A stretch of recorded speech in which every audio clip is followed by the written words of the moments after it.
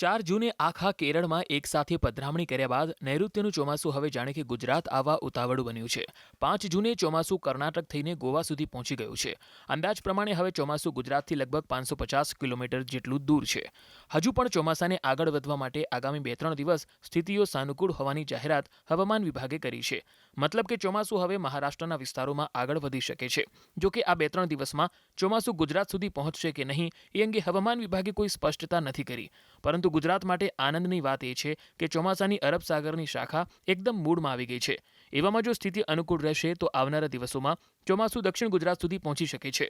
હવામાન નિષ્ણાત અથૈયા શેટ્ટીએ ગુરુવારે ન્યૂઝ 18 સાથેની વાતચીતમાં સ્પષ્ટ કર્યું હતું કે 10-11 જૂને મુંબઈમાં ચોમાસું પહોંચી શકે છે।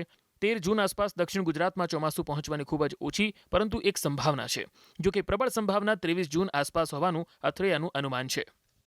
तो अभी ऐसा लग रहा है कि अगले हफ्ते एक ऑनसेट का एक सिस्टम यानी एक ऑनसेट वॉर्टेक्स बोलते हैं जिसे जो खासकर जब मानसून के आगमन के समय होती है तो पश्चिमी तट के पास में वॉर्टेक्स से बनती है और ये धीरे-धीरे मानसून के जो हवाएँ हैं उनको ऊपर की तरफ उत्तर की तरफ खींचती है।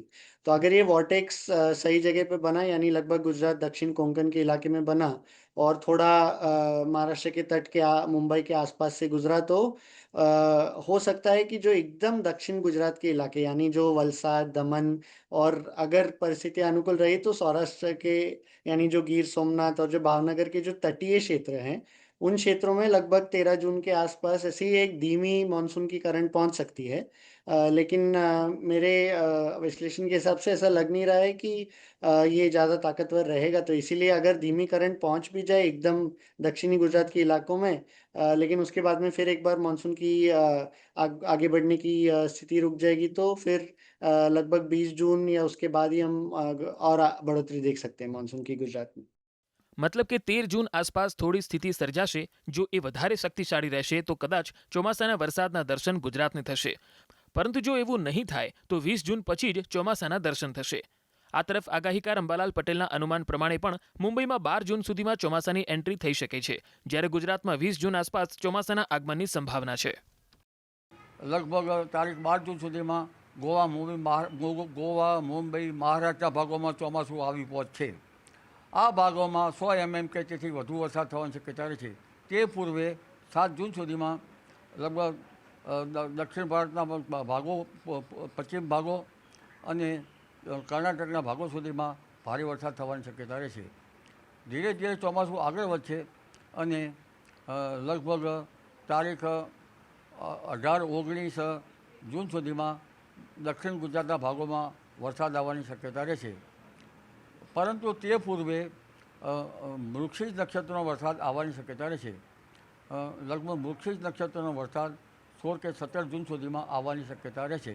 8મી જૂને દરિયામાં પવનો બદલાશે અને દરિયામાં ઊંચા મોજા ઉછળશે। ધીરે ધીરે દરિયામાં કરંટ આવતો જશે અને તારીખ 16 જૂન સુધીમાં મૃગશીર્ષ નક્ષત્રનો વરસાદ રાજ્યના કેટલાક ભાગમાં થવાની શક્યતા રહેશે।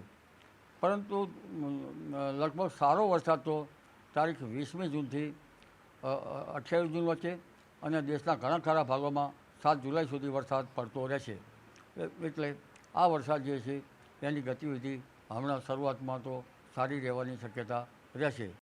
આપને જણાવી દઈએ કે હાલ દેશમાં જ્યાં ચોમાસું પહોંચી ગયું છે ત્યાં ભરપૂર પ્રમાણમાં વરસાદી ગતિવિધિઓ ચાલી રહી છે।